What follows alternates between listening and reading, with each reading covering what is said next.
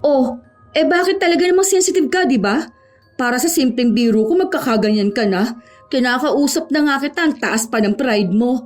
Akala mo naman kung sino ka eh. Bakla ka lang naman. Hindi ka naman magandang bakla dahil may bigote ka. Tapos ang laki ng katawan mo. Pati boses mo ang maton pakinggan.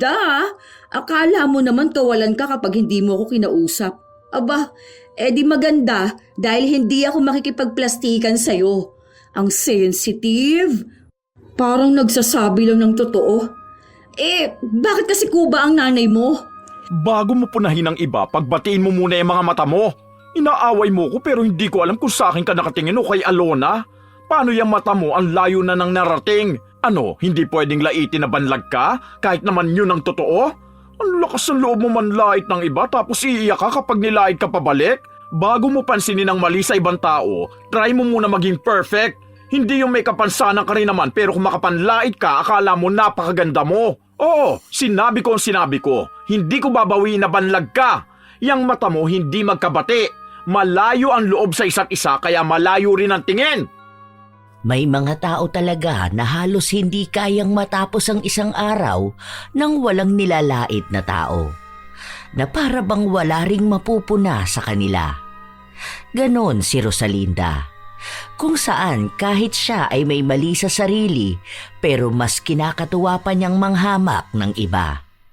Ito rin ang pangyayari sa buhay niya na magdadala sa kanya sa isang parusa. Magagawa niya pa kayang magbago o magiging kasangkapan na lang siya ng kanyang kasalanan patungo sa kadiliman. Tingnan mo yun. Ayun yung nasa tawiran. Ayun, tingnan mo kasi yung tinitingnan ko. Paano ko makikita ang tinitingnan mo? Sa dalawang direksyon nakatingin ang mata mo. Tanga ka ba, be? Ayun iisa lang naman tao nasa tawiran. Diyan sa bilihan ng cat food. Tingnan mo yung babae na yon, yung nakakulay blue. Tingnan mo mamaya kapag naglakad siya. Ano, kita mo? Sakang no? Parang may nakabara sa kifi niya, kaya ganyan siya maglakad. Nakakulay red pang pants. Mukha siyang flies, gahagi. Hindi naman masyadong halata. Saka wala namang problema sa ganyan. Sa ganyan siya ipinanganak, anong gagawin natin? Hindi naman niya nakakaapekto sa buhay niya, sa trabaho niya, o sa buhay natin. Seryoso mo naman masyado? Hindi mo kuha ang humor ko, be. Nakakatawa naman kasi talaga. Ewan ko, hindi kasi ako natatawa sa mga ganyan eh. Mahilig naman ako sa comedy pero hindi naman kasama dun yung panlalait sa pisikal na kalagayan ng isang tao. Pwede naman siguro magbiro pero yung nasa lugar lang din naman. Ewan ko sa'yo, ang pangit mo ka-banding.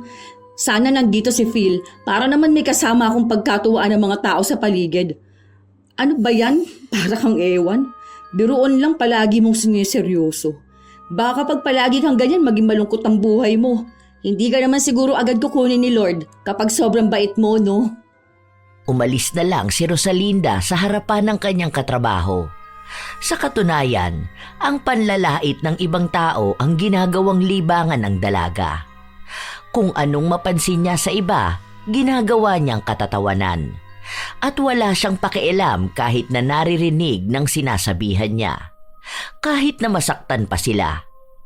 Isa pa, kahit na ganon ang kanyang pag-uugali, hindi maaalis na mapuna rin ang kakaiba sa kanya. Ang kapansanan niya. Dahil ang mga mata niya ay hindi pirmi katulad ng normal.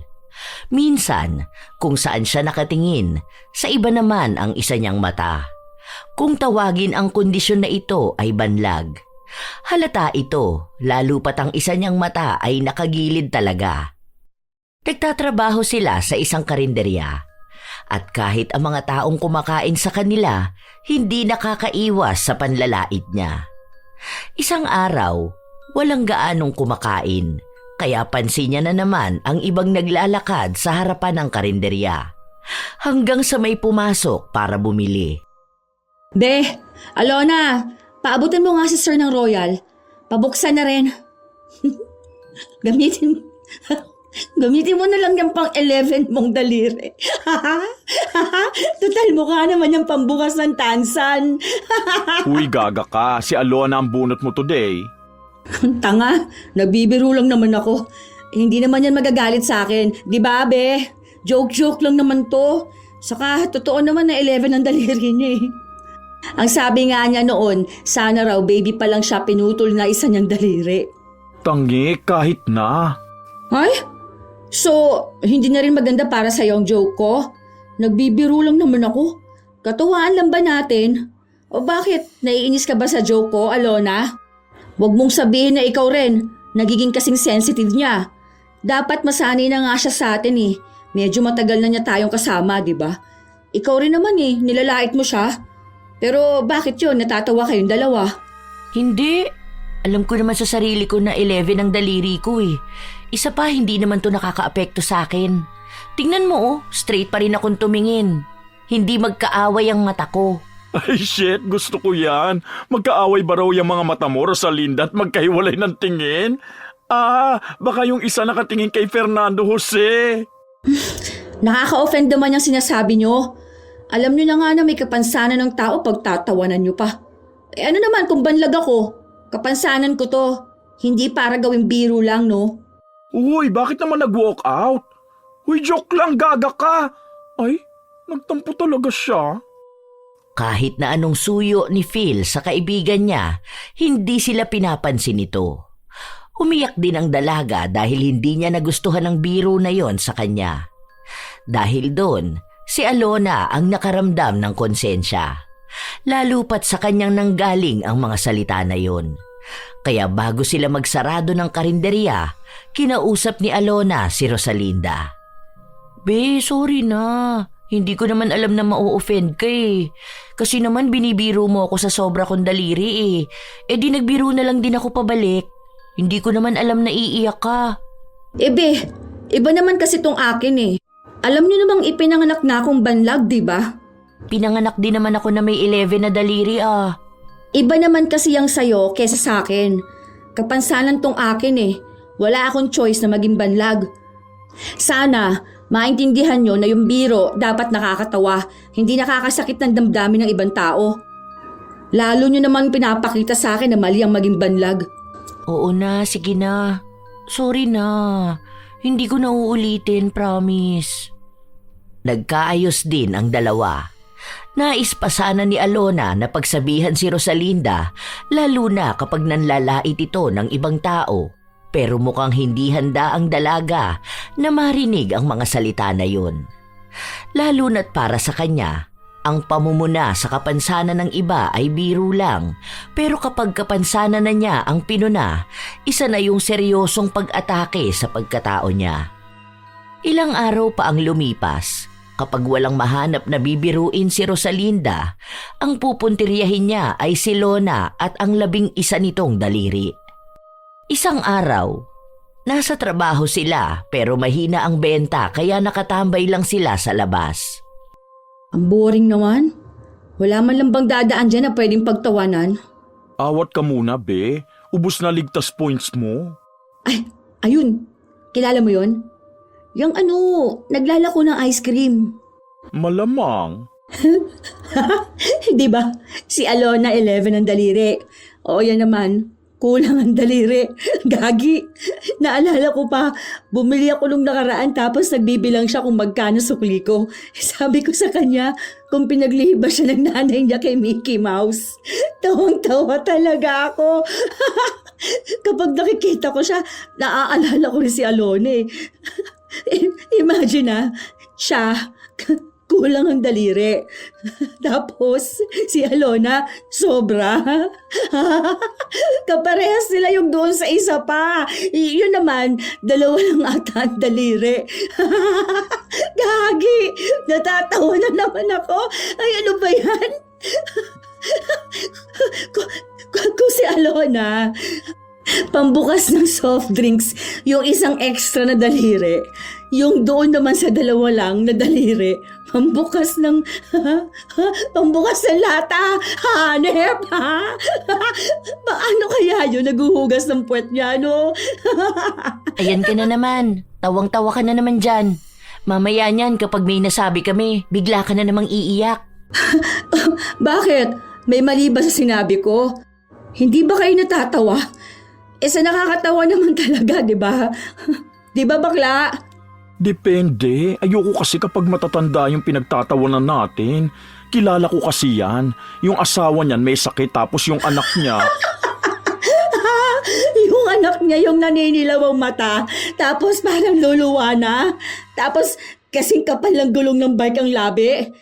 Tapos parang 2 years ng buntis sa laki ng tiyan.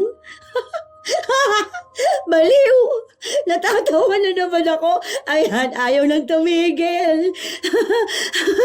Pinapaalala mo na naman sa akin eh. Nakita ko kasi sila nun sa center. Nagpunta sila. Tapos, nagulat ako dun sa bata na kasama niya. Mukhang tiyanak ang puta. Ang pangit, gagi. Uy, wag kang ganyan.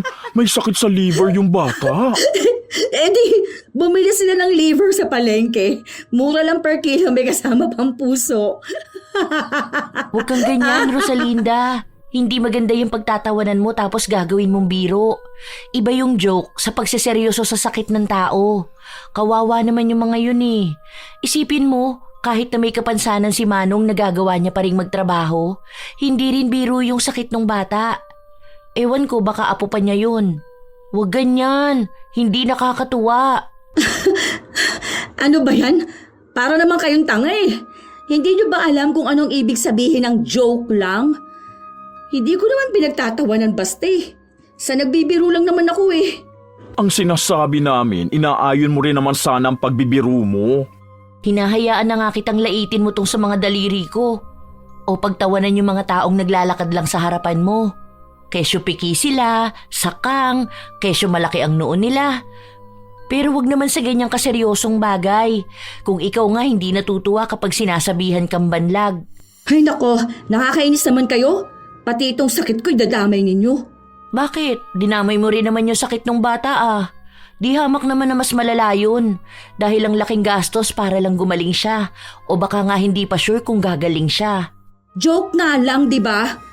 Mahina ba ang comprehension mo kaya hindi mo alam kung ano ang joke? Yan kasing hirap sa'yo. Akala mo lahat ng bagay kailangan maging seryoso eh. Ewan ko sa'yo. Naiinis ako sa pag-uugali mong ganyan ha. Pasalamat ka na nga lang, nagagawa ko pang makisama sa'yo kahit pinaglihi ka sa ampalaya. Hindi ka masaya kapag akong nagjo-joke. Ang lungkot ng buhay mo. Kahit na napagsabihan na si Rosalinda sa mga mali niyang biro, hindi pa rin siya tumitigil. Kung sino-sinong tao ang ginagawa niyang katatawanan. Hanggang sa may bumili sa kanilang isang binatilyo na utal magsalita. Bili ba? Joke lang. Kasi naman, ituro mo na nga lang yung bibilhin mo. Hindi lang kasi ikaw ang nahihirapan, no? Pati ako. Ay, ito ba? Ayun naman pala, ang simple lang. Bakit ba kasi nanginginig yung boses mo? Natatakot ka ba sa akin? Hindi naman ako nangangagat Ang bait ko kaya.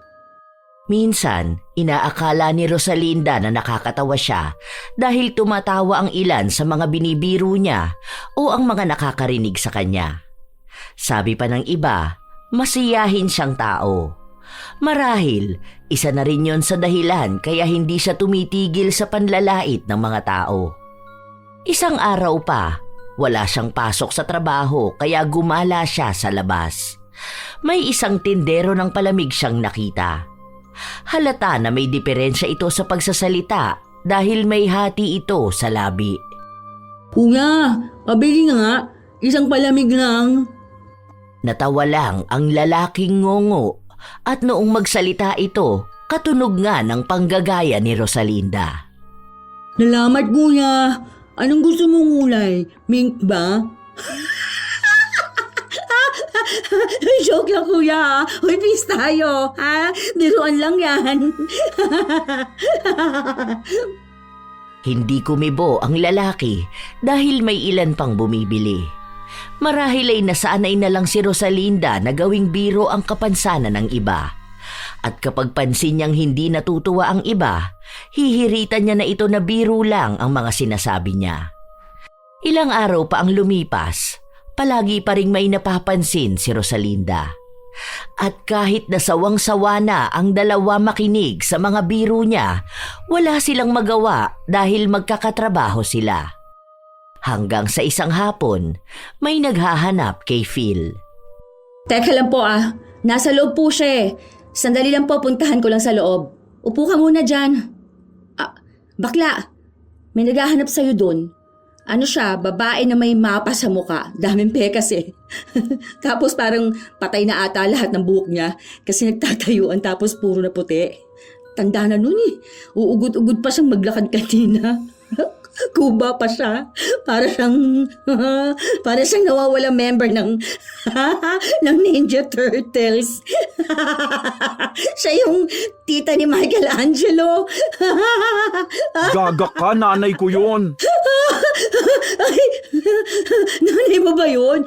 Uy, joke lang yun Oh, bawal ang pikon. Ang pikon, pangit. Biruan lang to. Sige na, labas ka na doon. Pigil ang tawa ni Rosalinda dahil bakas na niya ang inis kay Phil.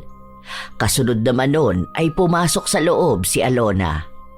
Kita mo ba yung magandang babae na kasama ni Phil?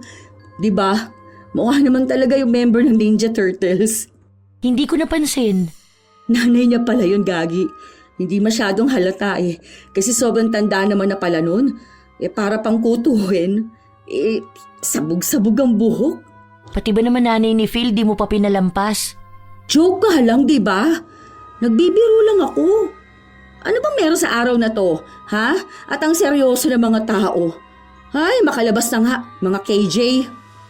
Natapos ang buong maghapon na hindi pinapansin ni Phil si Rosalinda.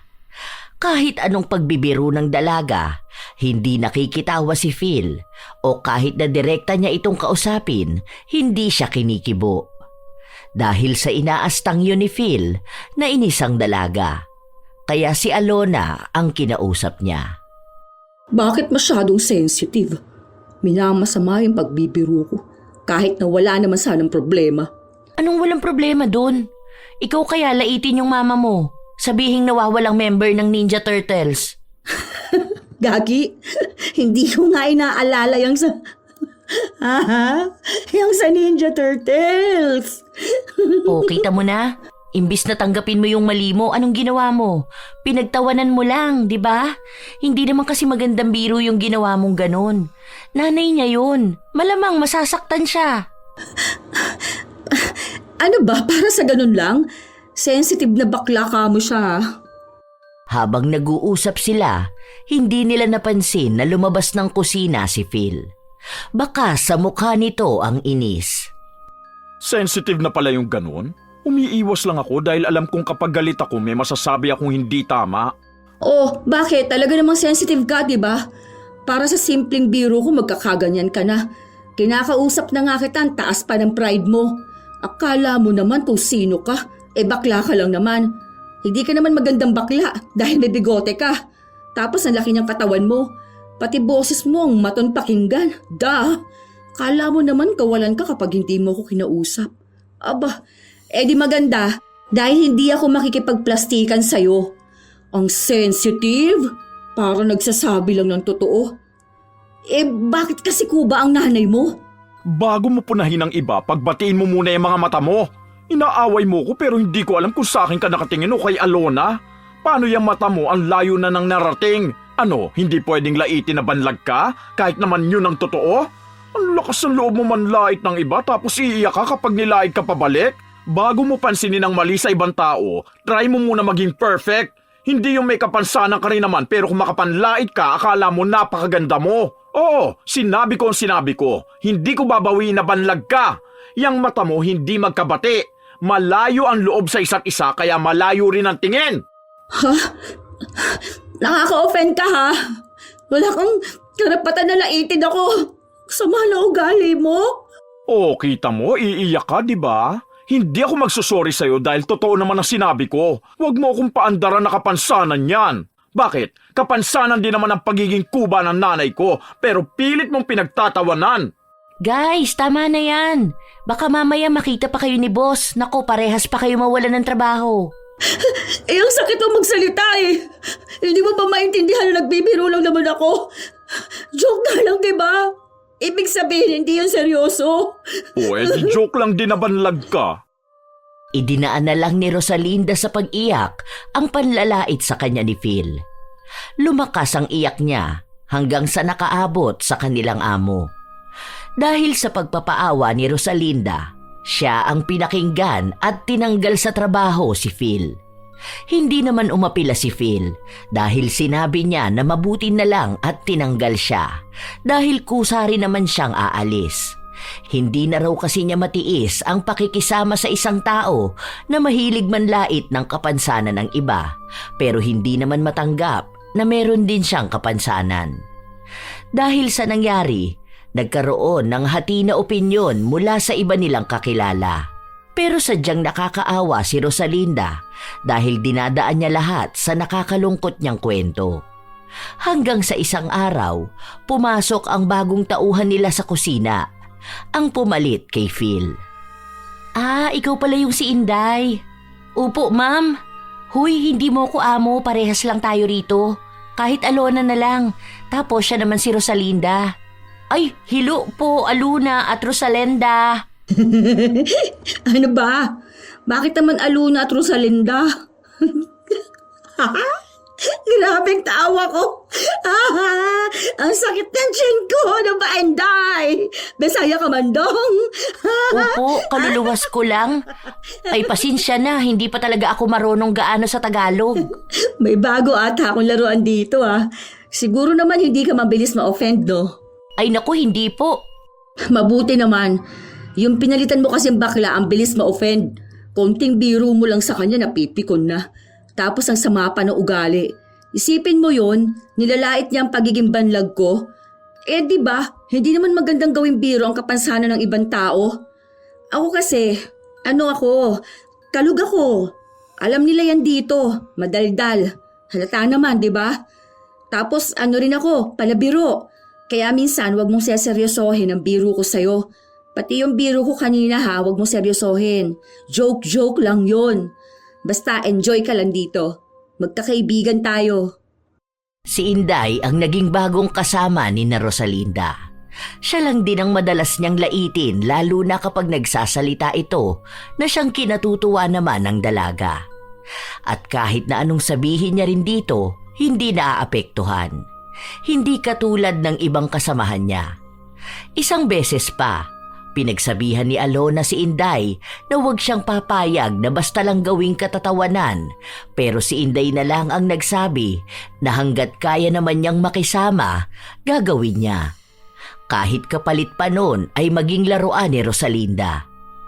Isang araw, wala si Alona, kaya malaya si Rosalinda na lait-laitin lang si Inday. Be, feeling ko mayaman kayo. Hindi ka na dapat nag-work dito sa karinderye. Lo, hindi man kami mayaman. Wala naman trabaho ang tatay ko. Tapos breadwinner ako. Breadwinner ang pota. Hindi. Pansin ko lang. Mayaman ka kasi may sarili kang airport dyan sa Nobo. Alam mo, uso yung ganyan. Lahat ata na uso nasa'yo na. Yang noo mo malapad tapos wala ka pang dibdib. Tapos ang itim mo pa. Hindi ka ba be? Ano ba, yung parang nahihirapan? Kasi pangit ka na. Bisaya ka pa. Totoo pala talaga na baduy magsuot ang mga Bisaya. Hindi naman. Huy, joke lang yun Baka mamaya damdamin mo naman ng maigi. Okay lang. Dili man ako madali mapikon. Yan ang gusto ko, yung hindi agad nagagalit. Huwag kang gagaya doon sa iba Kita mo yon si Koloy? Yung delivery guy? Yung tinutukso ko na bagay kayo. Ano yon? Bobo yun mag-English. Oo, totoo. wait lang. Natawa ko. Bali ganito kasi yan. Di ba, nangihingi siya ng Colgate. Ang pagkakabasa niya pala doon, Colgate. Literal. Tapos, yung once niya, naging 11. Ang puta. Hindi ba? Kung hindi ba naman bobong punyeta? Ang sabi niya, hindi ata siya nakapag-aral kahit grade 1. Kaya, yun. Lagi ko talaga yun inaasar. Pinapabasa ko muna sa kanya yung nakasulat dyan sa pader bago ko bayaran yung delivery niya. Bagay kayo nun. Kasi nga ikaw Bisaya. Oh, tapos siya naman, bobo. Maturuan naman siguro siya. Di sige. Jowain mo. Tapos turuan mo. Good luck. May asawa na ako, te. Meron na akong anak na sa probensya, pero dili pa may kasal. Oh, may pumatol talaga sa'yo. Hindi ka naman maganda. O baka wala na rin choice kasi hindi naman din pogi. Ay, eme lang. Joke lang. Hindi na kumibo pa si Inday. Nakatingin lang siya kay Rosalinda habang nilalait nito ang kanyang asawa at maging siya. Gusto pa sanang makita ng dalaga ang kanyang anak pero hindi niya ipinakita dahil ayaw niyang laitin lang ito ni Rosalinda. Minsan pa, may isang bumili sa kanila na hindi inalisan ng tingin ni Rosalinda at palihim siyang tumatawa. Nang umalis na yon, sa kanya lang inilabas ang iniisip niyang kalokohan. Kita mo yung bata na mukhang Dalmatian? Batik-batik yung kulay ng balat no? Dapat pinabalatan na lang yun ng nanay niya nung baby pa siya. Parang ganun sana sa balak ng nanay mo sa pang-11 mong daliri, Gagi. Uy, sakit yun. May tawag dun eh. Ano ba yun? Vitiligo. Ayun, vitiligo. Sakit yun sa balat kaya hindi nagpapantay-pantay ang kulay. Wala namang ginagawa sa'yo yung bata. Bakit kailangan mo pang pagtawanan? OA ka. Di ba, Inday, nakakatawa naman talaga. Mukhang Dalmatian. Gagi, what if tumatahol yun sa bahay nila? Cute! Ginala ng amo ang aso. Pati talaga bata, hindi mo pinapalampas, no? Yung isa ba nakita mo? Yung lalaki na may nunal sa noo? Feeling ko nakita mo yun. Yung isa mo kasing mata nakatingin sa kanya eh. Kaya imposibleng hindi mo napansin. Total, sa magkaibang bahagi naman ng mata mo nakatingin, baka mas flexible ka makapunan ng kapansanan at mali ng iba. Dadamay mo talagang kapansanan ko? Bakit ka nagagalit? Akala ko ba pangit pikon? Ano na ngayon? Banlag pikon? Akala mo naman perfect ka kung makalait ka ng kapansanan ng iba. Ikaw nga 11 ang daliri mo eh. Palibasa hindi mo makanta yung 10 mga daliri kamay at paa. Okay lang. Pareho lang naman tayo. Iibahin lyric sa'yo. Magiging 2 mata magkaiba, ilong na maganda. Akala mo ba iiyak ako sa pangaasar mo sa akin? Baka makarma ka niyan sa pagtawa mo sa kapansanan ng iba. Oh, ako pa ang makakarma? O bakit parang paiyak ka naman na? Ay, hindi pala, sorry. Uy, Inday, wag mong isipin ikaw kinakausap niya na. Masanay ka na lang kasi yung mata niyan to the left, to the right. Ang sama ng ugali mo ah. Sa ugali ka na nga lang babawi, hindi mo pa nagawa. Ay, te, 11 lang ang daliri ko pero maganda ako. Tingin ka muna sa salamin, andyan na nga sa gilid mo oh. Huwag ka dyan tumingin, dito sa kabila. Ay, nakatingin ka na pala doon. Yung isang mata mo nakaaway nung isa. Inis na inis si Rosalinda pero hindi niya maipahalata. Dahil alam niyang mas lalo lang siyang lalaitin ni Alona. Bago matapos ang kanilang trabaho, gumawa na naman ng drama si Rosalinda. Umiyak siya sa kinauupuan niya para makuha ang awa at atensyon ng iba. Pero wala nang naniniwala sa kanya. Walang lumalapit sa kanya, maliban na lang kay Inday. Hindi ba nila gets kung bakit gusto kong magbiro? Alam mo naman na ang panahon ngayon, sobrang daming problema sa mundo, di ba? Para na ba gumaan man lang ang pakiramdam natin? Tumawa tayo. Kaso wala eh. Bakit ba pinamasama nila yun? Parang pinaparamdam nila sa akin ang sama-sama kong tao eh. Kahit na ang gusto ko lang naman, tumawa sila. Tapos anong ibabalik nila sa akin? Mga panlalait lang. Bakit? Hindi ba ako nakakatawa? Sabi ni Aluna, okay raman mag-joke, basta dili lang makasakit. Iwas ka lang sa offensive jokes ba? Minsan kasi, simple lang para sa imo pero para sa iba masakit. Pwede ba wag mo akong bisayain? Hindi kita maintindihan. Wala ka sa lugar din yun, no? Ano nga akala mo sa amin, Tito, mga aswang na maiintindihan ng pagbibisaya mo? Magtagalog ka. Ayusin mo, hindi yung ganyan. Ako yung nahihirapang kausapin ka eh. Basta ba wag ka mag-joke ng biluda-bil? Alam mo, okay ka na sana kausap. Kaso tigas mo magsalita. Kasing tigas niyang mukha mong oily at puro tigyawat. Kahit na ganon, hindi pa rin pumatol si Inday. Kahit na marami pa sana siyang nais na sabihin. Pansin niya rin kasi na kapag may nakakaaway si Rosalinda, hindi naman siya nakikinig sa mga sinasabi nila at ang ginagawa niya ay iniiyakan niya lang ang mga ito. Doon niya napagtanto na kaya pala walang ibang kumakausap kay Rosalinda ay dahil sa ganon niyang pag-uugali. Ilang araw pa ang nakalipas, noong walang pasok sa trabaho ang dalaga, napadaan siya sa lugar kung saan namamasukan si Phil. Uy, dito ka na pala, Bax. Oh, musta naman work mo dito? Mura ba pa print ngayon? Baka naman may bawas pa oh. Kapag print, doon ka sa kabila, sa photocopy ako. Sungit mo naman, nagtatanong lang uy. Para namang hindi mo alam, di ba? Matagal nang ganito. Pero okay ba rito? Kunwari lang umalis na ako sa work ko. Ano, pwede ako mag-apply rito? Ano ba sa tingin mo? Hindi. Bawal dito mapanlait na banlag. Baka mamaya akalain ng mga customer ibang ginagawa mo. Kasi sa iba ka nakatingin. Okay mo naman. Ayan ha, ikaw ang nangunguna. Kapag ako bumanat, baka mamaya umiyak ka dyan. Ay wow, ako pa pala ngayon ang iiyak. Sino kayang paawa dahil sa kapansanan niya kuno? Magpapaprinta nga lang ako, sungit mo. Sana sasantihin ka rin dahil sa ugali mo. Pumasok sa kabilang establishmento si Rosalinda. Habang nakapila siya para magpakuha ng litrato, nang sa kanya na natapat, binati niya pa ang lalaking kumukuha ng litrato at sinabi niya rito na maganda ang tindig ng lalaki pero mukha siyang matanda dahil napapanot na siya. Sabay tawa na siya lang ang gumawa. Nang tumayo na siya para kunan ng litrato, bumawi naman ang lalaki at sinabi na sa harap ang tingin at huwag kung saan-saan. Nakaka-offend ka kuya ha? Mukha bang hindi ako nakatingin sa harap? Ano, may discrimination ba kayo sa mga customer ninyo? Hindi na ako magpapapicture. Irereklamo kita sa boss mo. Sama na ugali nito. Huwag mong pupunahin ang kapansanan ng iba ha? Galit siyang nagtungo sa isang trabahador at inireklamo ang inasta ng lalaki.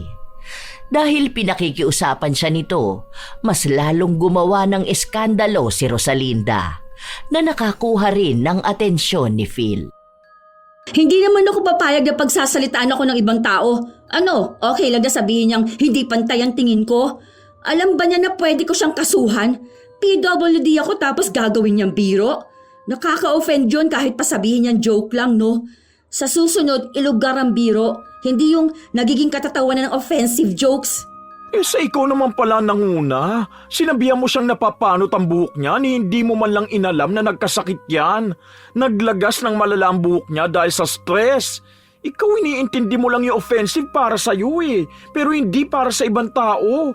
Gumagawa ka pa talaga ng eskandalo. Eh joke nga lang, di ba? Nagbibiro lang naman ako dahil napansin ko na ang taas ng hairline niya. Eh sa nagbibiro lang naman din siguro siya nung sinabi niyang tingin ka ng straight. Malay ba niyang banlag ka pala talaga? Ah, so talagang pinagtatanggol mo pa? Sige, magpa-file ako ng kaso. O di sige, kung may pera ka. Tapang-tapang mo, ikaw nga nangunguna. Daig mo pang bata na nangurot ng kalaro tapos ikaw ang unang umiyak. May tao pa matatanggalan ng trabaho dahil sa'yo. Kung ayaw mong mapuna ka ng iba, huwag ka rin pumuna.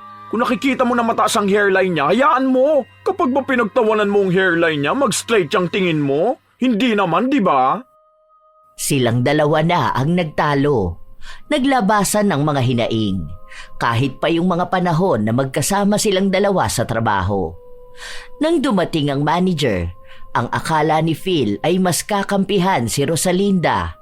Pero nung timbangin ang problema, mas nakuha ni Phil ang pagkampi. Akala niya kasi ay dadaanin na naman ni Rosalinda sa paiyak-iyak niya at pagsabi ng kapansanan niya. Dinamdam yon ni Rosalinda, kaya nang magkaroon na siya ng pasok sa trabaho, sa kanya ikinuwento kay Alona.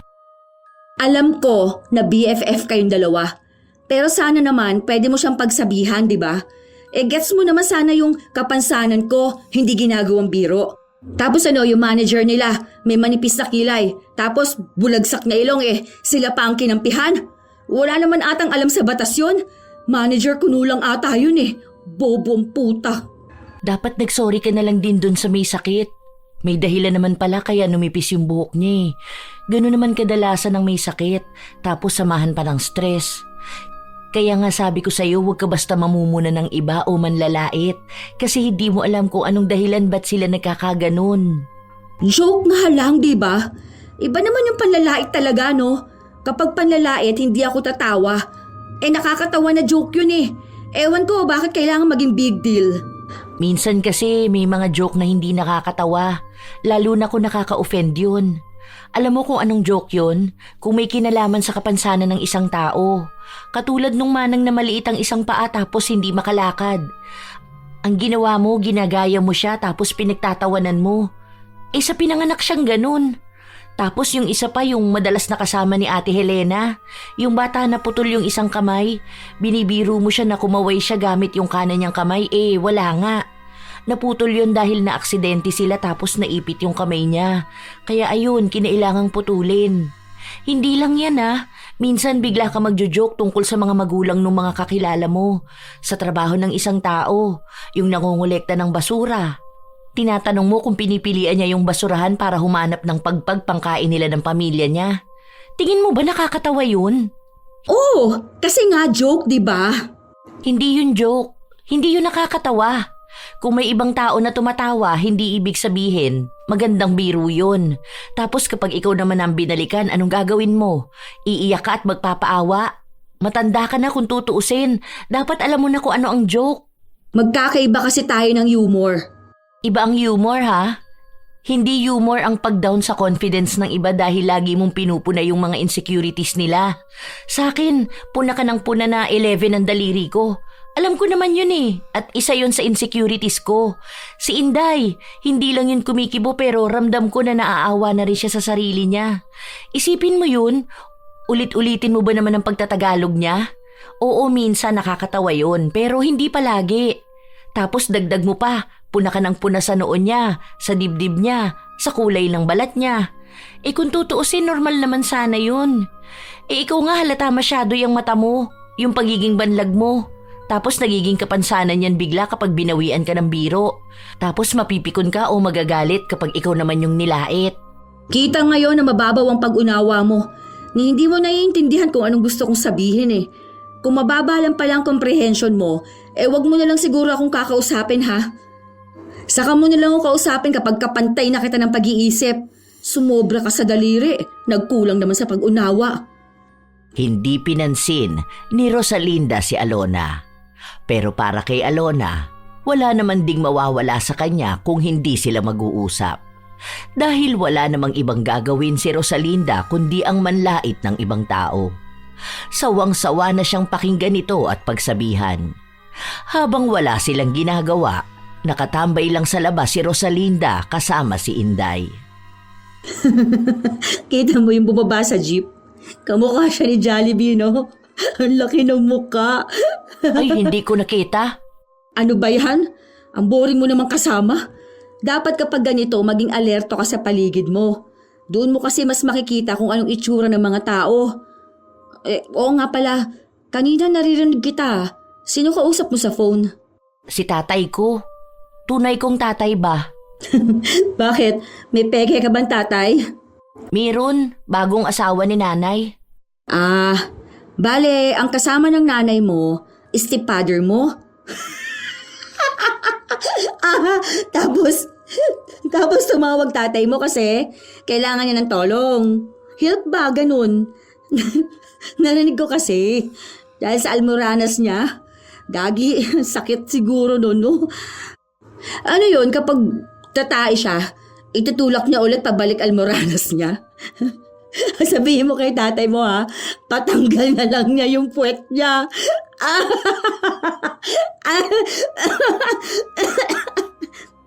Hindi na kumibo si Inday dahil sakto na may pumasok na customer. Pero nang malaman ni Rosalinda ang kwento niya, naging dahilan din yon para gawin ding biro ang kanyang tatay.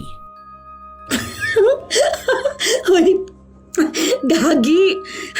Baka matulad ka doon sa tunay na tatay ni Inday. May almoranas yun. Di ba sabi wag masyado maanghang? Hindi naman dahil doon. Yung iba nun sakit talaga. Ano naman nakakatawa? Hindi ba kasi nakakatawa yung almoranas, ha? Ano naman sakit ng stepfather mo? Ito, makapagtanong akala mo biro ang sakit ng ibang tao. Hindi ka ba mahal ng papa mo? Oo pala kasi iniwan ka nga pala. Ayos ka. Ikaw bang binibiro ko? Mukha bang nakakatuwa yan? Oo, sa akin nakakatuwa yun. Kasi wala rin akong tatay eh. Buti nga si Inday dalawa tatay niya. Sa akin kasi umalis, sumama doon sa kabit niya. Ganon din sa'yo, di ba? Kaya ganyan ka kasi wala kang tatay. Kung ikaw natutuwa sa ganyan, ako hindi. Oh, bakit ka naman nagagalit? Nagsasabi lang naman ako Joke time! Joke, joke, joke! Wala tayong tatay. Funny, funny, funny! Labis na kinainis ni Rosalinda ang sinabi sa kanya ni Alona. Pero wala namang ibang ginawa ang dalaga kundi sabihin na biro lang ito at sabay silang tatawa ng mga katrabaho at ng mga nakakarinig. Dahil doon, mas lalong nanggalaiti sa galit si Rosalinda. Ilang araw niyang hindi pinansin si Alona pero naging makulit naman si Alona at naging palabiro. Gagi! Ano nangyari sa mata mo, Rosalinda? Yung nasa east, parang mayroong kuliti. Uy, sino sinilip mo kagabi, ha? Ay, siguro yung macho dancer niyong kapitbahay, no? Sabi mo kasi nung nakaraan, butas yung pader niyo. Di ba plywood lang yun?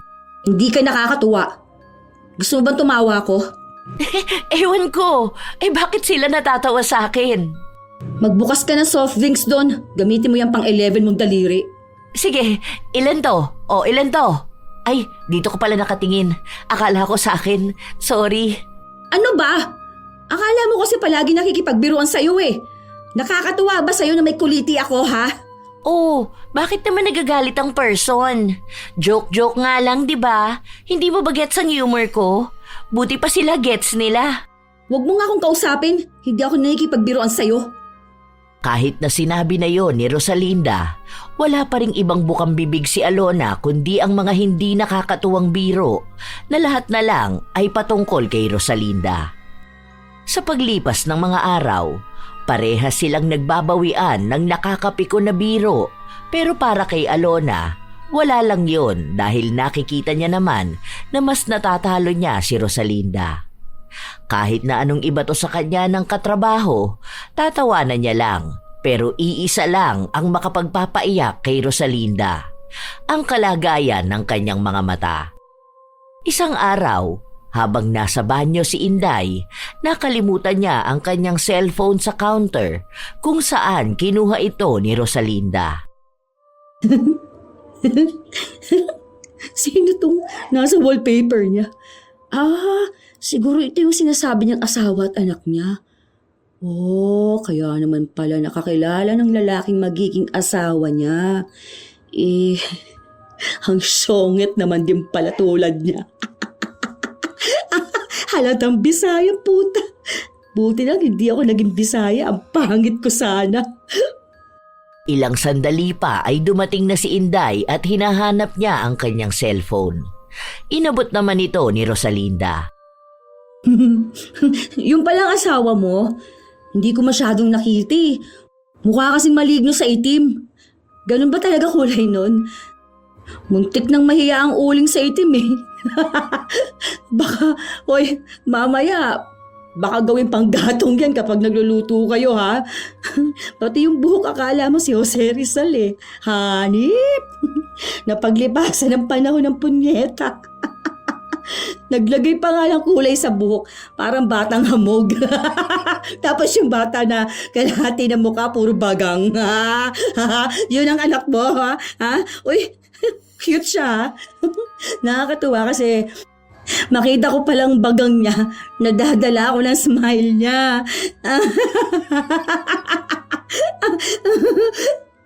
Hindi kumibo si Inday pero baka sa kanyang mga mata na nasasaktan siya. Lalo na sa pagbibiro ni Rosalinda sa anak niya. Napansin yon ni Alona kaya siya na ang kumausap kay Rosalinda. Nagsimula na naman ang hindi nila pagkakaunawaang dalawa. Bakit ba nakikisali ka? Ano na namang masama sa pagbibiro ko na kalahati ng mukha ng anak niya puro bagang? Sa kung nakita mo lang sana sa picture, no? Nakita ko na ang anak niya dahil pinakita na niya sa akin yon nung nakaraan pa. Ewan ko ba dyan sa pag-uugali mo? Pati ba naman 3 years old pag-iinitan mo pa? Oh, pinag-initan ko ba ha? Nagsabi lang naman ako. Biro nga, di ba? Isa pa, bakit ba ikaw ang nagagalit? Si Inday nga wala lang sa kanya eh. Huwag kang papansin dyan. Anong wala? Hindi porkit hindi siya kumibo, ibig lang sabihin no na wala sa kanya. Malamang kapag nagsalita siya, anong pupunahin mo? Yung pagiging Bisaya naman niya. Na hindi naman masama at hindi ka pintas-pintas. Sa kung nahihirapan siya magsalita ng straight Tagalog eh. Katulad kung paano ka nahihirapan tumingin ng straight. Huwag kang papansin. Saw-sawera ka masyado eh. Hindi ka naman kasali sa biruan. Palibasa gusto mo ata na ikaw ang laging binibiro para maging sikat ka. Kung hindi nagalit si Inday, ibig sabihin lang nun okay lang. Saka natawa naman sila. Feeling cool ka na niyan dahil natawa sila sa'yo? Ikaw ba? Feeling cool ka na rin dahil nalait mo ko? Habang umiinit ang tensyon sa dalawa, umahwat na lang si Inday. Ayaw niyang maging sanhipan ng gulo ang kalagayan niya dahil baka pare-pareho lang silang mawalan ng trabaho. Oh, kita mo? Kay Inday okay lang? Hindi niya sinabi na okay lang. Ang sabi niya, huwag na tayong mag-away.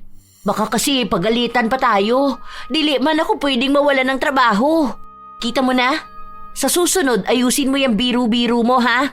Aba, ewan ko na lang talaga kung isang araw bigla ka nalang gigising na nakarma ka na ng malala. Sa sobrang sama ba naman yung lumalabas sa bibig mo? Leche ka, 11! Aba, leche ka rin! Tumingin ka ng maayos. Isa lang kaaway mo pero sa 2 tao nakatingin yung mga mata mo. Banlagang puta! Matapos ang awayan na yon, hindi na ulit sila nag-usap. Kapag may ipapasabi, idinadaan sa ibang katrabaho. Pero kahit na ganon, wala pa ring ibang ginawa si Rosalinda kundi ang laitin ang kung sino-sinong tao na nakikita niya. Wala siyang pakialam kahit na bata man ito o matanda. Kahit na anong karanasan nila, basta para kay Rosalinda kapag natawa siya, matatawa rin ang iba. Isang beses pa, malapit na silang umuwi lahat. Narinig ni Rosalinda ang usapan ni na Alona at Inday at masyadong sensitibo ang usapan pero ginawa yung biro ni Rosalinda. Wala talaga sa hulog yung biro mo, no? Tungkol sa pang-aabuso gagawin mong joke? Ewan ko kung hindi ka i-bash ng mga tao kapag ginawa mo yung biro na yan sa public. Parang tanga. Ang seryoso nyo kasi. Pinagagaan ko lang ang kwentuhan ninyo. Ano naman kasi, kailangan pang pag-usapan ng tungkol sa mga abuso na ganyan. Wala naman kayong mapapala na nakakatuwa dyan. Hindi ka naman kasi kasali sa usapan, di ba? Hindi lang pala mata mo ang nakakaabot kung saan-saan, kundi pati ang tenga mo. Kakainis to. Sa ilan pang mga araw na lumipas, wala pa ring taka sa mga tao kay Rosalinda. Kahit na ang maganda sa paningin ng iba, nahahanapan niya pa ng pangit na pagtatawanan. Katulad na lang ng isang batang babae na maganda at maputi, pero dahil pangu ito, ginawa niyang biro. Hoy, wow! Ang cute naman ng anak mo, mami. Ang cute ng ilong niya no? Ang liit. Parang kamatis. Lakas ng dugo mo ha, in fairness. Natalo mong dugo ni Afam. Pero at least, nakuha naman ang puti. Hindi kumibo ang babae. Dapat ay bibili sila, pero umalis na lang. Halati, sayang ang customer. Sus, hindi yun. Nagbibiro lang naman ako pero sineryoso niya. Saka, Afam ang asawa niya. Tapos, kakain sila sa karinderya. Alam ko na. Baka naanakan lang yan ng Afam, no? Pokpoker siguro yun. Sa bagay, halata rin naman sa mukha niya. Kapitbahay namin yun, Ti. May asawa siya, sa kakasal sila. Di wow sa kanya. Sa pangu naman talaga ang anak niya, no? Okay lang yun. May pambayad naman sila sa doktor kapag magpapaayos ng ilong. Ay, alam mo, may kakilala akong nagpapaayos ng ilong tapos ang nangyari sa kanya kakaiba yung ilong niya, hindi pantay. Gagi! Natatawa na naman ako, ano ba yan? Dati kasi, yung ilong nun, as in plakado talaga. Parang drawing ng kamatis, ganun. Tapos nagpailong siya. Ganda-gandahan pa siya nun, no? Ganyan-ganyan siya. Hindi makalabas ng bahay buong avatar. Tapos ayun na nga, after a month, hindi pantay ang ilong. Tawang-tawa ako kapag nakikita ko siya. Kung alam mo lang talaga. Kawawa naman siya. Paano kung hindi niya gusto yun? Tanga siya bakit kasi hindi siya pumili ng mas maayos na doktor, di ba? Pwede naman niyang ibalik, kaso sabi niya pantay naman daw. Paanong pantay kung hindi nga pantay sa paningin ko? Sige na. May customer pa doon, oh. Ayun yung babae na dambuhala. Lapitan mo. Huwag lang masyadong malapit ha. Dahil baka pati ikaw lamunin yan. Isang hapon, habang walang pasok si Rosalinda, napansin niyang may kakaiba sa ngalangalan niya. May maliliit na butlig na ang akala niya noong una ay simpleng kati-kati lang. Pero hindi tumagal, nagiging masakit na ito. Aray! Ang sakit naman. Hoy, sure ka ba rito, ma? Kukudkurin ko talaga ng tawas. Ano bang akala mo sa ngalangal ako? May putok? Sinabi sa kanya ng kanyang ina na maaaring may singaw siya. Sa patuloy niyang ginagawa yon, tila ba lalong lumala. Dumami ang mga butlig sa kanyang ngalangala na umabot na rin hanggang sa kanyang lalamunan. Dahil doon, nahihirapan siyang makakain o makalunok. Kapag bagong gising siya, mas masakit yun. Nagpunta na ba kayo ng doktor? Baka naman may virus ka na. Tanga ka ba? Tatakutin mo pa ako. Mas tanga ka Nagtatanong lang naman ako sa'yo. Parang no? Makasabi ka kasi na may virus ako. Ang sabi ko, baka. Hindi ko sinabi na meron ka. Kaya nga kita sinasabihan na magpunta sa doktor Hindi pa, dahil wala pa akong budget. May binayaran kami sa bahay Saka na lang. Madadaan naman siguro to sa mainit na tubig tapos mumog ng suka kada umaga.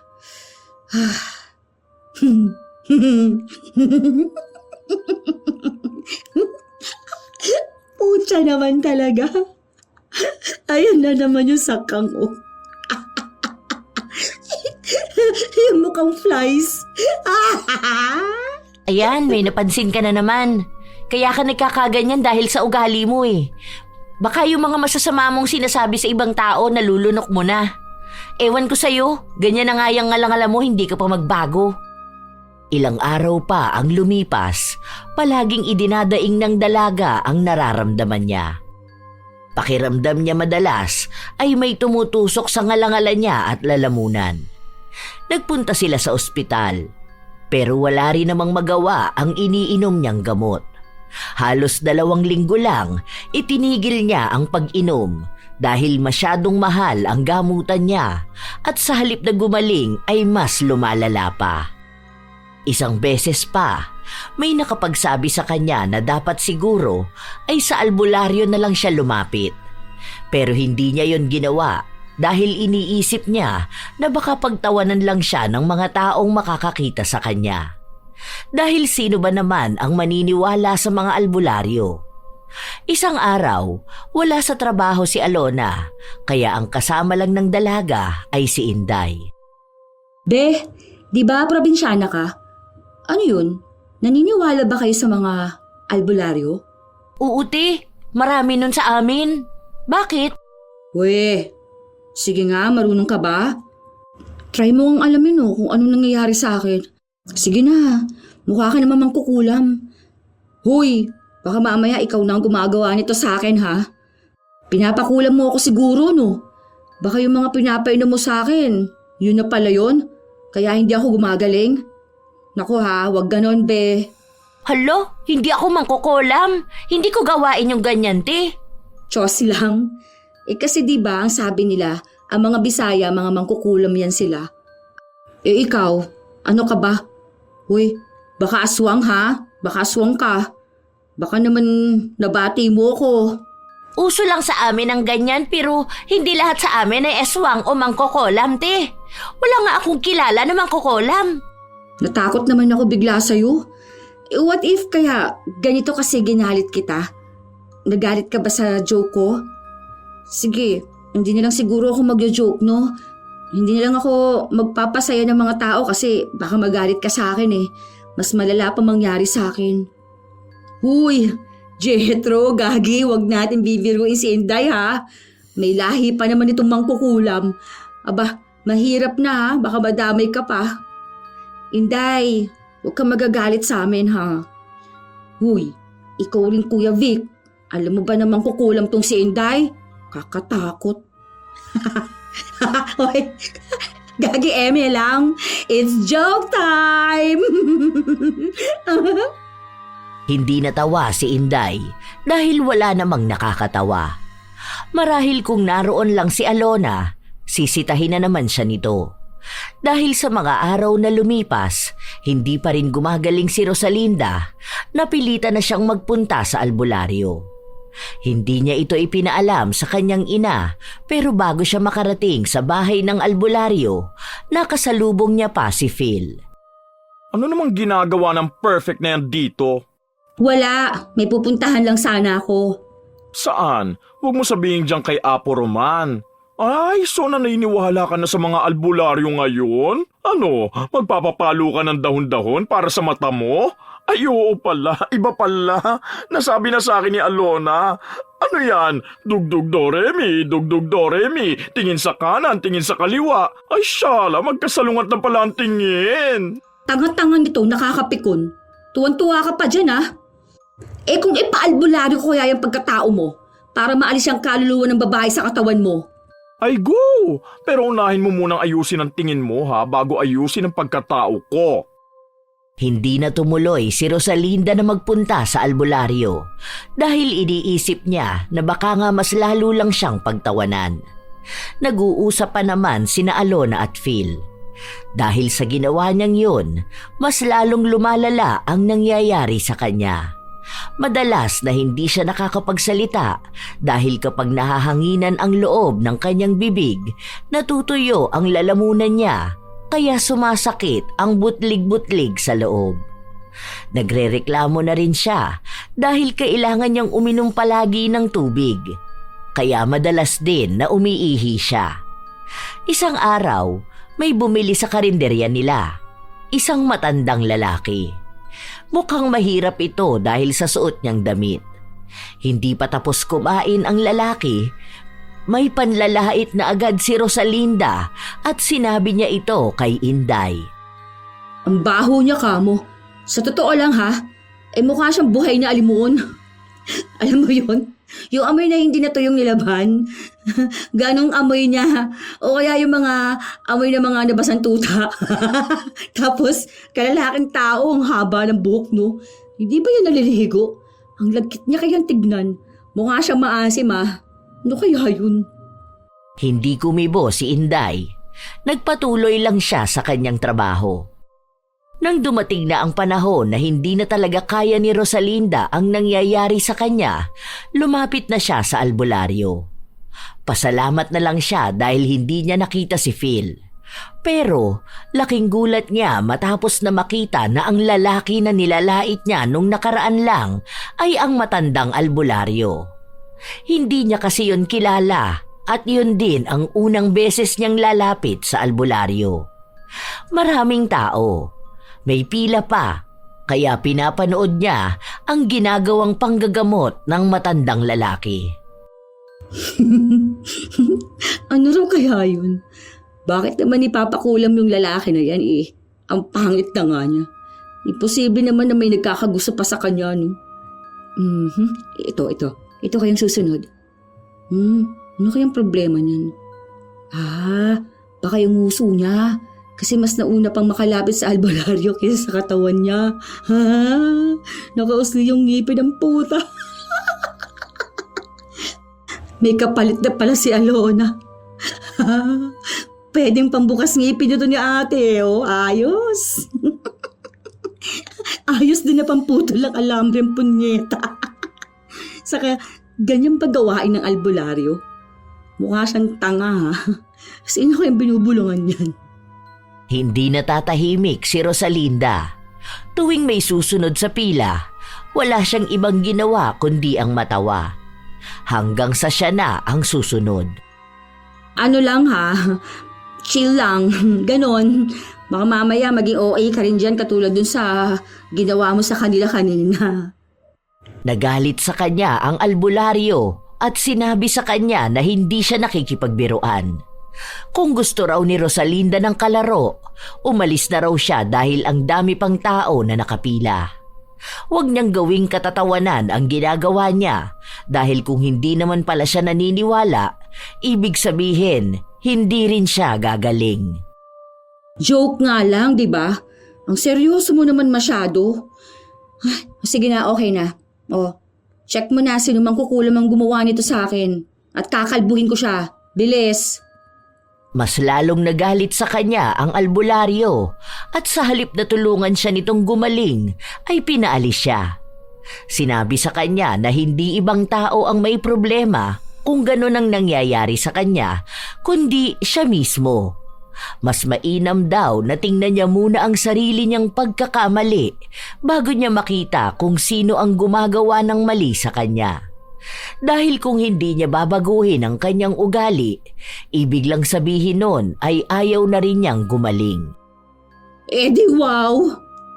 Inis na umuwi si Rosalinda. Mas lalo niyang ininda ang sakit na nararamdaman niya. Gusto pa sana niyang maghanap ng susunod pang albularyo pero naisip niya na baka wala lang din silang magawa. Na baka ang mga albularyo ay gawa-gawa lang ding trabaho ng mga taong tambay, na pineperahan lang nila ang mga mapagpaniwalang mangmang na tao. Dahil sa nangyayari sa kanya, napapadalas din na hindi siya nakakapasok sa trabaho. Kinausap na rin siya ng kanilang amo na kung hindi niya aayusin ang kanyang trabaho, mapipilitan na silang tanggalin siya at humanap ng iba. Isang tanghali, sobrang init ng panahon. Nagtitiis ang dalaga sa pwesto niya at halos maiyak na siya sa sobrang sakit ng kanyang ngalangala at lalamunan. Be, extra rice dagdag mo dun sa... Huy, ano nangyayari sa'yo dyan? Bakit ka umiiyak? May masakit ba sa'yo? Oo, sobrang sakit talaga ng lalamunan ko eh. Be, check mo nga tong sangalangal ko. Ano ba? May sugat ba? Sobrang hapdi talaga. Hindi ko na kaya. Ang sakit sobra. Bakit kasi natutuyo? Sabi kasi sa'yo huwag ka na muna masyado magsalita eh. Pwede ka naman magpapalit ng pwesto kay Inday. Doon ka na lang muna sa kusina. Paano? Sinabi na nga na bawal matuyuan, hindi ka naman natitigil sa pagkwento mo. Pwede ka namang hindi magsalita. Pwede naman sana na hindi ka mag-joke eh. Ang tigas kasi ng ulo mo. Hindi ko naman kasi kayang hindi magsalita eh. Pwede yun kung hindi ka lang pupuna ng ibang tao. Baka kasi karma mo na yan. Oh, iiyak pa lalo. Bahala ka dyan. Ikaw rin naman ang mawawalan ng trabaho kapag nakita ka ni boss. Tandaan mo, may warning ka na. Aba, hirap na ulit niyan makahanap ng work, no? Baka hindi ka pa makapasa sa medical. Hindi naman pwedeng wala akong trabaho. Paano naman ang buhay namin? Wala naman akong ipon Yun na nga. Sundin mo na lang ang sinabi ko. Magpa-request tayo na palit na lang kayo ni Inday. Siya na lang dito kasi maayos naman magsalita kahit na minsan matigas o malambot iba niyang salita. Kesa naman sa'yo, konting salita lang tuyo na ang lalamunan. Ano naman mapapala ko sa loob ng kusina? Sila lang makikita ko. Yun, lumabas din ang totoo. Na kaya gusto mo rito dahil marami kang taong nakikita, no? Marami kang pinagtatawanan at ginagawang biro ang mga kapansanan nila. Oy, gusto mo naman pala yan eh. Sige, hayaan mo na lang ang sarili mo na magkasakit ng ganyan. Kaya ka pinapalayas ng albularyo eh. Imbis naghagaling ka na, ikaw pa tong masama ang ugali. Masama ba ang ugali ko? Ano bang gusto mong sagot? Yun bang totoo o yung kaya ng damdamin mo? Kasi kung yun totoo, oo, masama ang ugali mo. Sasamantalahin ko na to ha, total nagtanong ka naman na. Unang pasok ko pa lang dito, ang tingin ko na sa'yo, laitera ka na dinadaan mo sa biro.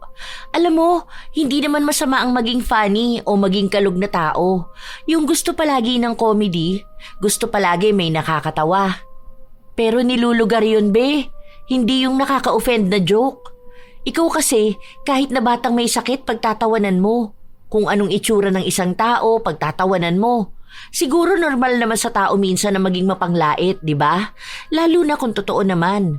Like kung pangit talaga, kung mabaho talaga. Pero hindi sa lahat ng oras, ha? Kung may sakit ang isang tao, imbis na hayaan mo o unawain mo, hahanap ka ng paraan kung paano tatawanan. Nito lang nakaraan, may isang matandang babae na kumain dito tapos 'di ba? Putol yung paa niya kasi nga naoperahan siya. Tapos anong ginawa mo? Pinagtawanan mo pa.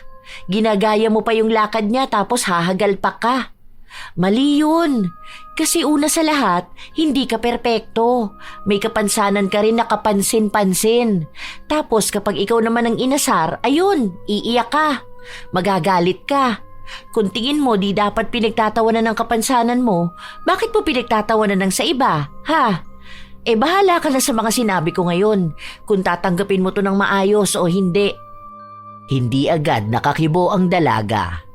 Umiyak lang siya dahil tunay naman na nasasaktan siya sa mga sinabi sa kanya ni Alona. Dahil wala na nga siyang magawa pa, nagpalit sila ng posisyon ni Inday.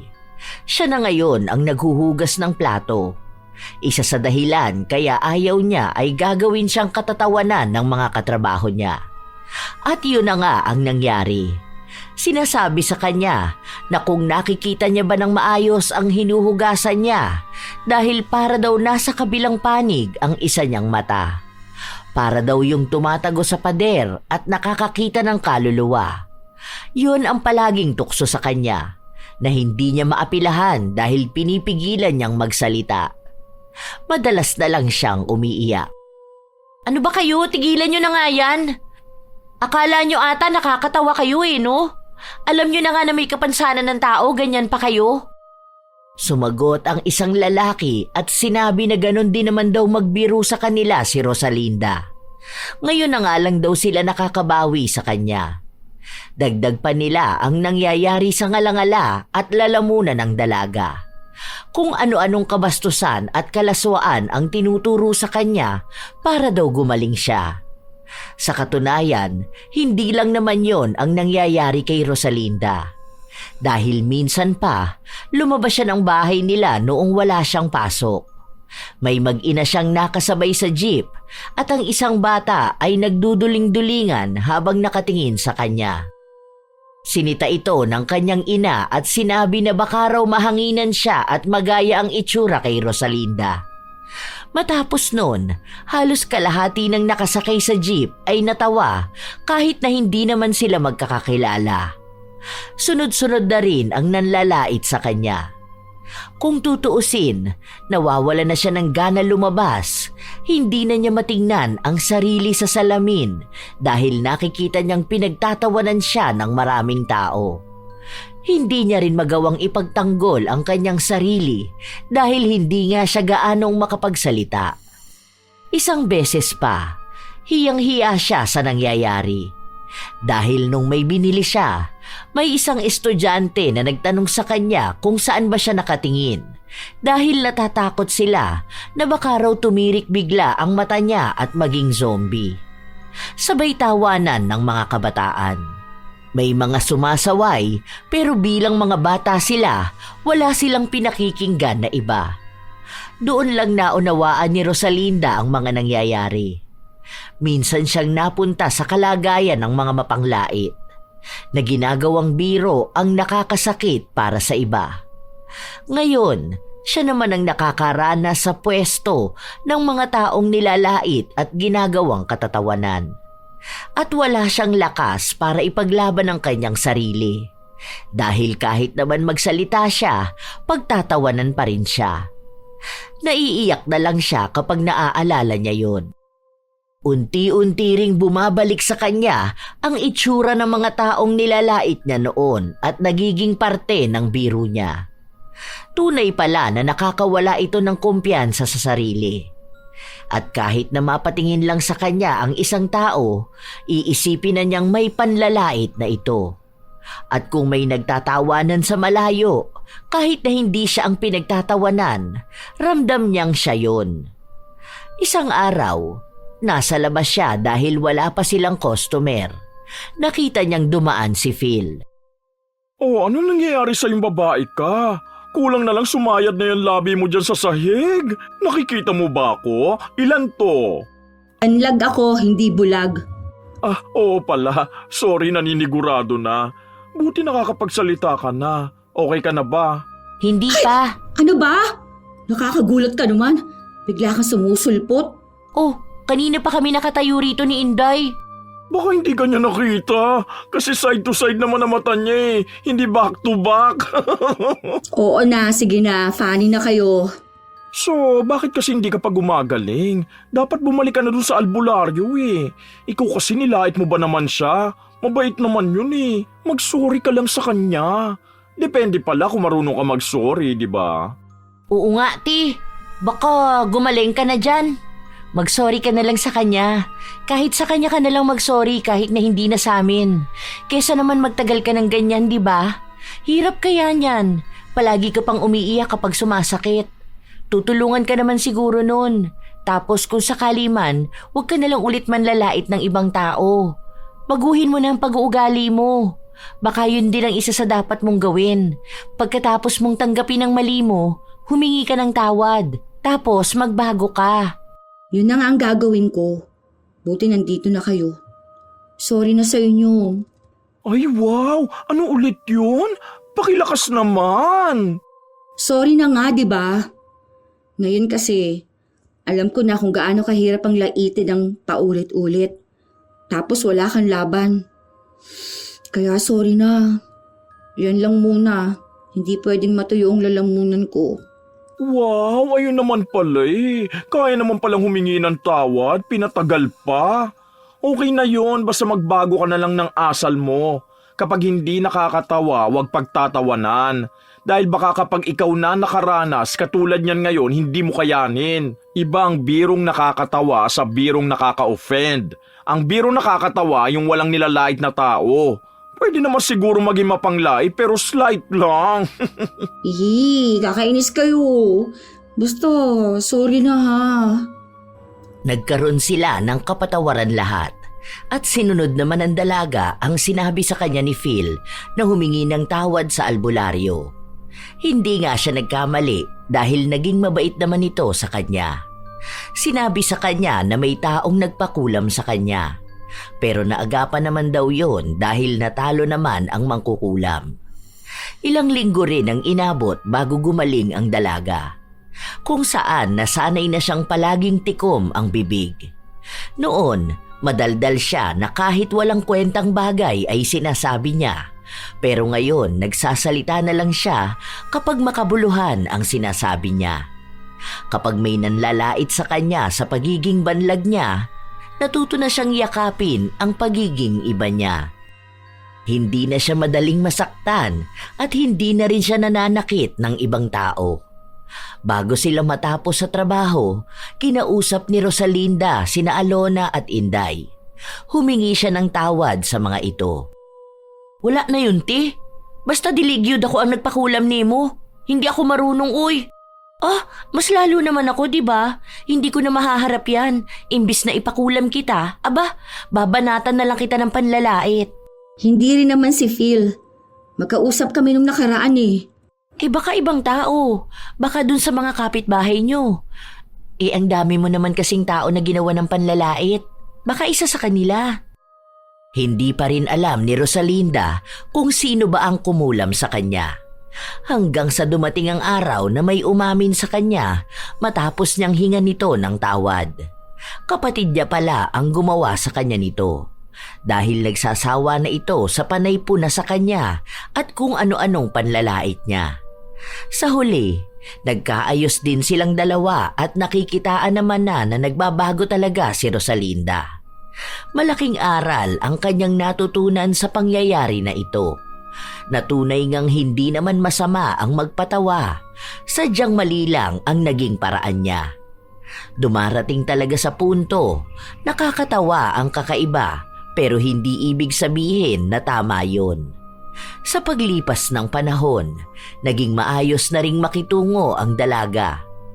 Doon siya nagkaroon ng maayos na kaibigan nang hindi niya kailangan pang laitin para patawanin ng iba. Noong umalis si Inday sa trabaho para bumalik ng probinsya, nakabalik na rin si Phil. At nangako sila na hindi na sila mag-aaway ulit. Isang hapon, magkakasama sila dahil walang taong pumapasok sa karinderya. Tagal naman ng mga taong to. Gusto ko na maghugas ng plato. Mahina bentahan ngayon. Walang tao sa labas eh. Mukhang busy sa buhay nila. Miss ko na magbukas ng soft drinks. Parang hindi ko na nagagamit tong si Baby Once. Ay, nagagalaw mo ba yan? Ayos parang buhay na patutuo ng pagbabago ni Rosalinda. Kaya ba niyang hulaan kailan makikilala ni Rosalinda ang kanyang Fernando Jose? Habang nagkukwentuhan sila, may dalawang lalaki na pumasok. Gwapo ang mga ito at matikas ang pangangatawan. Nagtitingin sila ng makakain. O ayan, pili ka na lang sino ang Fernando Jose mo dyan. Buti na lang magkaaway ang mga mata ko. Pwede kong tignan sila tig-isa. Dito kay kuyang naka-blue, ang kanan kong mata. Dito naman kay naka-gray, yung kaliwa. Ay, atake, naging advantage pa. Para pala makakita ng dalawang pogi at the same time. Wow! Nagtawanan sila sa biruan na yon. Dati hindi nila yun nagagawa. Pero ngayon na tinanggap na rin ni Rosalinda ang kanyang kakaibang itsura, naging bukas na rin siyang hindi dapat masamain kung mapapansin yon ng iba. Naging magaan din naman ang kanyang buhay matapos nun. Nakikipagsabayan siya sa iba at kapag nilalait siya dahil sa pagiging banlag, pinabawian niya naman ito ng pagtanggap sa sarili.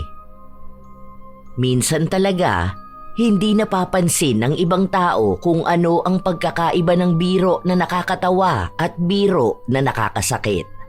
Ang akala nila, basta natawa ang mga tao, ayos na. Ang akala nila, yun na ang sukatan ng tunay na kasiyahan. Ang hindi nila alam ay may mga nakatago roong sakit at pilit na pagtawa. May nabubuong sugat sa pagkatao nilang nagbimistulang pasakit na bitbit nila palagi. Hindi lahat ng tumawa ay tunay na natuwa. Minsan, may mga salitang binitawan sa tawa ang siya ring mga salitang iniiyakan ng iba sa gabi. Sa panahon ngayon, maraming panlalait na idinadaan na lang sa salitang biro lang. Kapag tinamaan ang kausap, dedepensahan lang gamit ang pagtawa. Dapat malaman na hindi lahat kailangang pagtawanan. Hindi lahat ng tao ay pare-pareho ang tibay ng loob. Ang iba, tahimik lang, pero sa loob nila, wasak na. Ang isa pang nakakatawa ay ang mga taong mahilig manlait ng pabiro. Pero kapag sila na ang binalikan, sila pa ang nagagalit. Mabilis mapikon, Kapag sila ang ginantihan ng parehong klase ng biro, bigla na lang silang magiging emosyonal kahit na gano'n naman ang kanilang ginagawa. Hindi nila matanggap dahil tunay naman na masakit.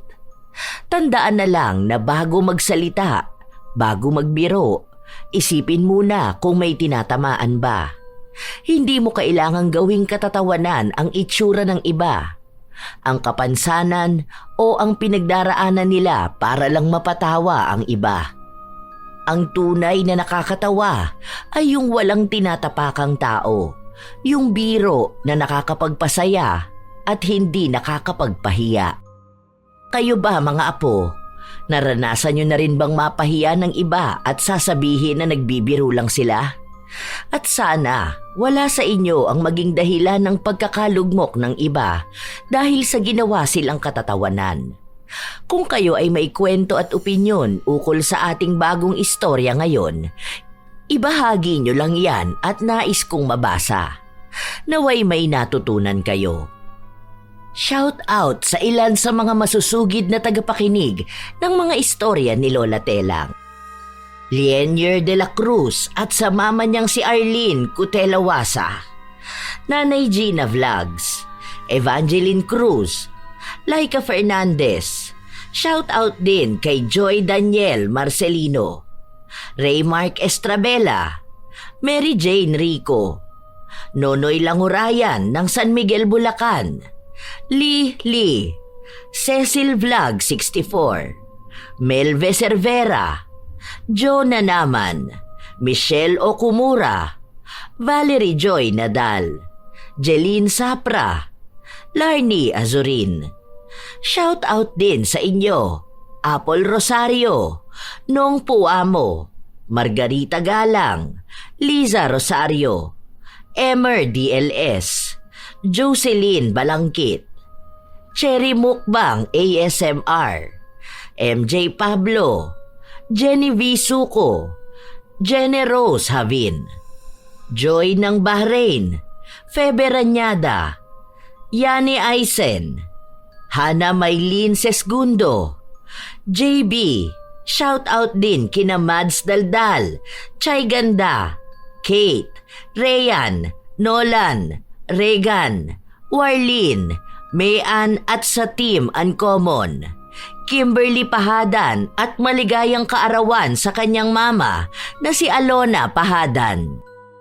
Shout out sa inyo mga apo ko, Jenny Suzuki, Lurian Vitalicio, Leonisa Cobo, Will Maleses, Mike James Tapak, Irish Abela Tuazon, Arvid Shane Hoiberg Channel, Gabi Neil Francisco at sa kanyang asawa na si Dada Neil Francisco, Pureza Tagiwalo, Rachel Whitney, Alma Naong, Jennifer Makasinag, Jaime Constantino, Angel Cancelier, Milrose Demate, Razon Yao, Sydney Crosswind, Supladang Pasaway, Lovely Rose Roa, Kimpoy Feliciano, Hazel Fiesta, Marie the Lightworker, Gia Gigi, Francisco Neng, Jeremy Saranilio Francisco, Matt Sarol, Mel Santarita, Esteli Reyes at sa Reyes family ng Marikina City,